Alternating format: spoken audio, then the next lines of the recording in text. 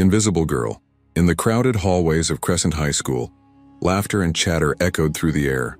Students rushed from class to class, sharing jokes, making plans, and forming groups.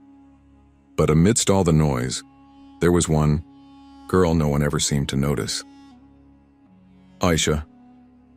She wasn't the brightest student in class, nor was she particularly skilled in sports or arts. She didn't wear fashionable clothes or have a large group of friends. She was simply invisible. Aisha sat at the back of the classroom, her presence barely acknowledged.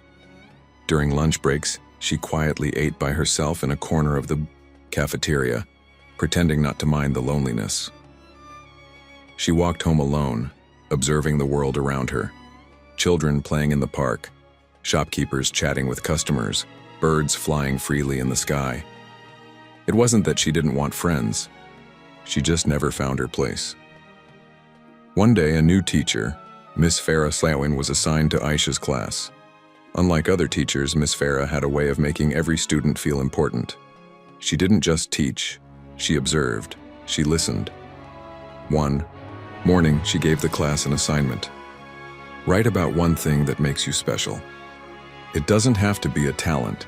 It can be something about the way you think, feel, or see the world. The students were excited. Some wrote about their skills in cricket, others about their passion for singing or drawing. When Miss Farah read Aisha's response, she paused. Aisha had written, "I see things that others don't. I notice when someone is smiling but their eyes look sad.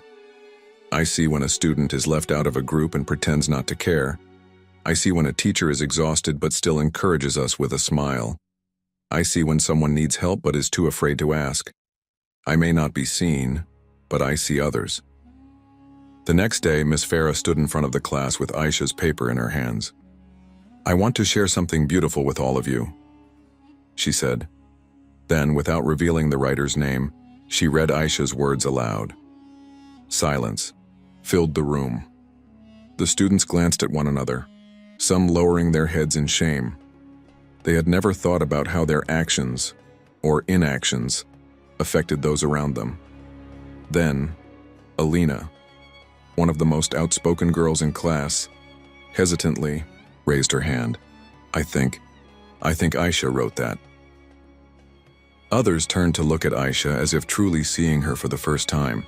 And for the first time in a long while, Aisha felt something shift.